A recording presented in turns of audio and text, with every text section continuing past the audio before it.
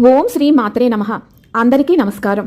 చాలా మంది నన్ను కామెంట్ సెక్షన్ లో అడిగే ప్రశ్న, మొదటిసారి ఛానల్ ని చూసేవాళ్ళు మా ఛానల్ ని సబ్స్క్రైబ్ చేసి పక్కనే ఉన్న బెల్ ఐకాన్ ని ప్రెస్ చేయండి. దీనివల్ల మీకు రానున్న ఆధ్యాత్మిక వీడియోస్ అన్ని కూడా నోటిఫికేషన్ ద్వారా మీకు అందుతాయి. అలాగే మీరు ఎటువంటి వీడియోని మిస్ కాకుండా చూడగలరు. మా వీడియోస్ మీకు నచ్చినట్లయితే లైక్ చేయండి, షేర్ చేయండి.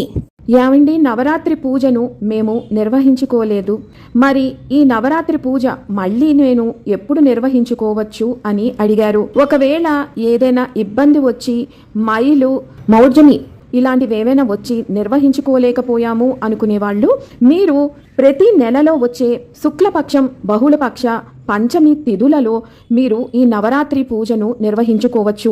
లేదు అంటే ప్రతి శుక్రవారం రోజున మీరు ఈ పూజను నిర్వహించుకోవచ్చు. ప్రత్యేకించి శుక్రవారము పంచమి తిథి కలిసి వచ్చిన రోజు లేదా పంచమి మంగళవారం కలిసి వచ్చిన రోజున ఈ పూజను తప్పనిసరిగా నిర్వహించుకోండి. లేదు ప్రతి నిత్యము కూడా మీరు అమ్మవారిని పూజించవచ్చు.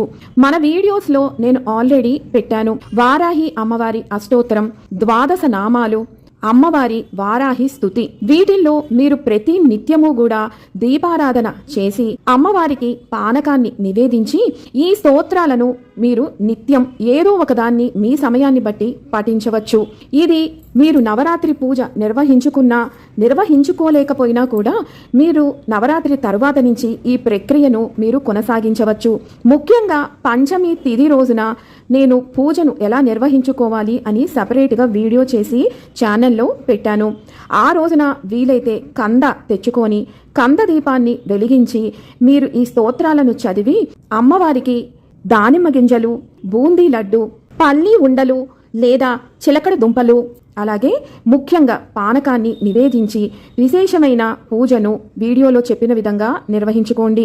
ఇక మిగిలిన రోజులు అన్నీ కూడా మీరు కేవలం స్తోత్రాలను చదివి పంచ ఉపచార పూజను నిర్వహించుకున్నా సరిపోతుంది.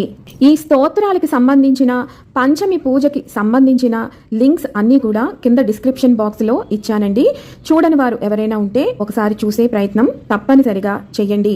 అలాగే ఈ పూజను నిత్యము నిర్వహించుకునేవారు, పంచమి పూజ నిర్వహించుకునేవారు ఏవైనా నియమాలు పాటించాలా అంటే, మీరు 16 పంచమి తిథులు పూజ నిర్వహించుకోవాలన్నా, 9 పంచమి తిథుల పూజ నిర్వహించుకోవాలి అనుకున్నా, లేదు 40 రోజులు మండలం పాటు అమ్మవారి పూజను నిర్వహించుకోవాలి అనుకున్నప్పుడు మాత్రమే మీరు ఆయా రోజుల్లో కొన్ని నియమాలను పాటించాలి. ముఖ్యంగా మాంసాహారం తినకుండా ఉండటం, బ్రహ్మచర్యం ఆ రోజుల్లో పాటించటం. అలాగే అతి ముఖ్యమైన నియమం, వారాహి అమ్మవారి పూజను నిర్వహించేటప్పుడు ఎప్పుడూ కూడా మీరు రాత్రి సుమారు 8 గంటలు దాటిన తర్వాతనే నిర్వహించండి. ఆ సమయానికి మీరు మళ్ళీ స్నానం చేసి శుచి అయి శుభ్రమైన వస్త్రాలను ధరించి మాత్రమే పూజను నిర్వహించాలి. ఇది తప్పనిసరి గుర్తుంచుకోండి. ఇలాంటివి నిర్వహించుకుంటే సరిపోతుంది. మీరు ఎటువంటి నియమము ఇందాక చెప్పిన విధంగా పాటించకుండా కేవలం నిత్య పూజలాగా చేసుకునే వారికి ఇటువంటి నియమాలు ఏమీ వర్తించవు. మీరు యథావిధిగా పూజను నిర్వహించుకోవచ్చు. మీకు ఇంకా ఏవైనా సందేహాలు ఉంటే కామెంట్ సెక్షన్లో నన్ను అడగండి.